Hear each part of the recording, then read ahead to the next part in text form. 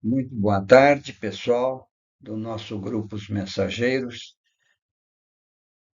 Muita paz, muita serenidade e vamos dar prosseguimento ao estudo desse livro maravilhoso, fundamental da doutrina espírita, que é o Livro dos Espíritos.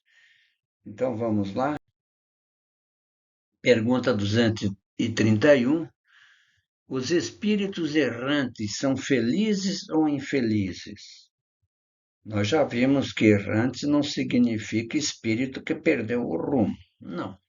Estão lá aguardando uma nova oportunidade para reencarnar uma nova vivência. E eles respondem, então, que mais ou menos, segundo os méritos de cada um. Portanto, eles sofrem as paixões, como nós todos temos nossas paixões, e na tela seguinte nós vamos explicar melhor. Cujos germes conservaram ou são felizes, segundo a maior ou menor desmaterialização. Tudo que estiver sinalizado em amarelo, a explicação vem na tela seguinte. No estado errante, o espírito entrevê o que lhe falta para ser feliz. É assim que ele busca meios de atingir aquilo que ele precisa, não é, em termos de evolução, mas nem sempre lhe é permitido reencarnar à vontade. E isso é assim como que, não punição, nós não aceitamos esse termo, mas como uma necessidade. Não é? Ele só encarna quando os mentores espirituais entenderem que há uma necessidade de reencarnação. Os espíritos comuns, como nós não temos essa capacidade. Espíritos felizes que já evoluíram bastante, esses sim, eles reencarnam quando eles querem, e assim mesmo em missões de elevado alcance social, moral e intelectual. Vamos em frente? Aqui então vamos entender, pessoal, o que é paixão. Porque normalmente todo mundo leva a paixão para o sentido passional. Essa paixão que faz com que homens e mulheres se apaixonem de maneira violenta, acabando muitas vezes em tragédias. Não. O princípio das paixões, segundo a doutrina espírita, é um estado natural que pode ser mal em si mesmo. Vamos analisar. Não. A paixão está no excesso, acrescentado à vontade, já que o princípio foi dado ao homem para o bem e as paixões podem levá-lo a realizar grandes coisas. É verdade. Quando uma criatura, homem ou mulher, se apaixona realmente por uma disciplina, por alguma coisa que possa beneficiar a humanidade, uma comunidade, os espíritos do bem, eles ajudam, eles estão presentes.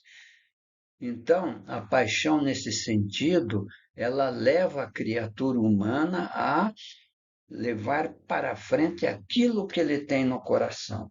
Caso do Allan Kardec, por exemplo, que tinha uma paixão extraordinária pela doutrina espírita e que deu toda a sua vida em função da doutrina espírita.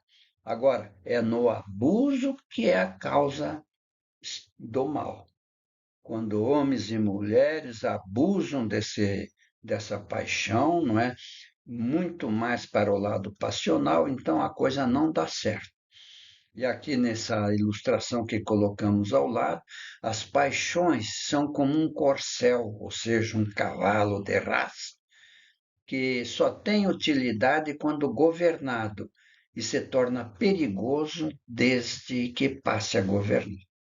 É verdade, um animal desses tem as rédeas seguras do domador, daquele que está comandando, é um perigo de atropelar e de provocar grandes confusões.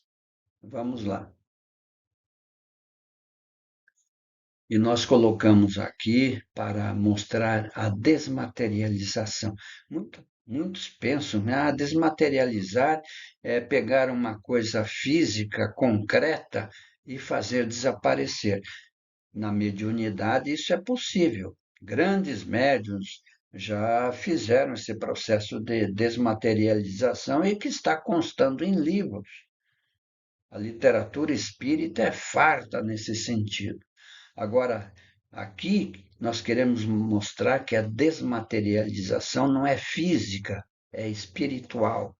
Na medida em que formos misericordiosos, atenciosos, fraternos para com os outros e seus problemas, é natural que estaremos evoluindo, crescendo na direção do nosso Pai. Esse é o processo de desmaterialização, deixando de lado as picuinhas da vida, não é? Problemas de dinheiro, de glória e de poder, isso aí a gente tem que deixar de lado porque vai ficar aqui mesmo. Nós temos que levar para o outro lado da vida as virtudes, isso sim que importa. 232. No estado errante, os espíritos podem ir a todos os mundos, e aqui os mundos que ele se refere a mundos materiais, porque no mundo espiritual são planos, são colônias. Então, os espíritos respondem conforme. Esse conforme, quando o espírito deixa o corpo, ainda não está completamente desligado da matéria. É verdade. Nós sabemos, através de obras clássicas da doutrina espírita, e mesmo de André Luiz, que veio depois e trouxe bastante informação, nós sabemos que o desligamento da alma ou do espírito do corpo físico é delicado, é um processo, às vezes, longo, e pertence ainda ao mundo em que viveu. Portanto, ele não está desligado, ele ainda tem algum centro de força que o liga à matéria e ele viveu, não é, nesse mundo no mesmo grau, não é, sei lá, conforme a sua existência, se é boa ou má, a menos que durante a sua vida tenha se elevado. Quando o espírito se eleva, está amadurecido, o desligamento é rápido e suave.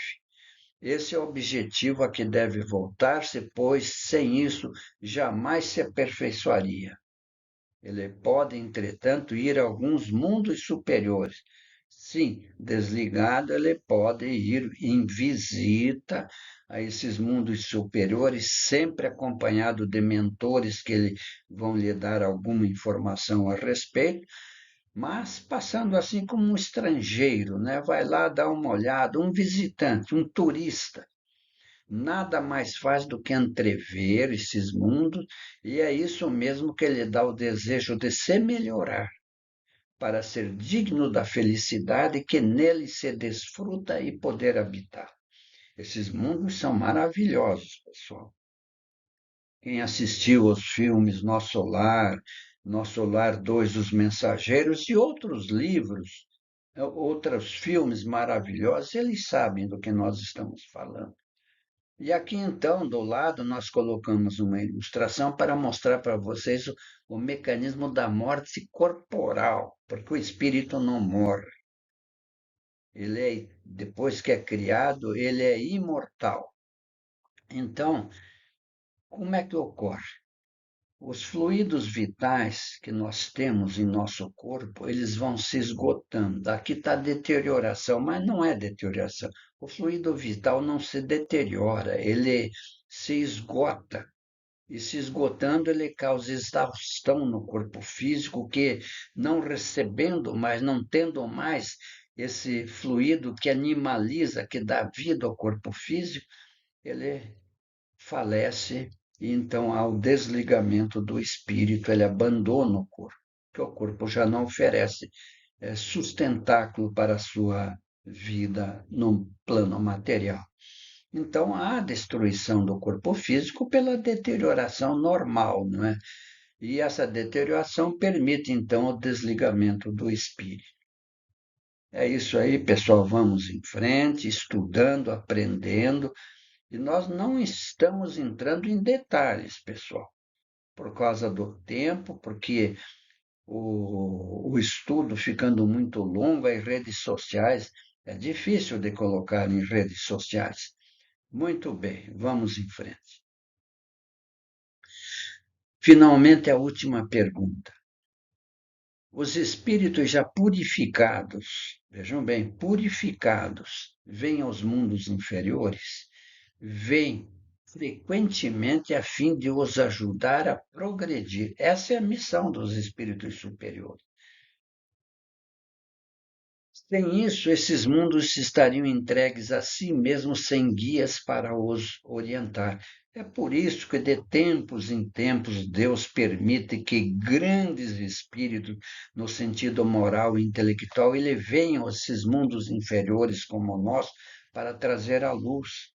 Foi assim que veio Jesus para trazer a moral intelectual, para, enfim, fazer com que a nossa humanidade progrida moralmente, intelectualmente, a nossa humanidade está muito bem adiantada, mas no plano moral ainda é muito atrasada.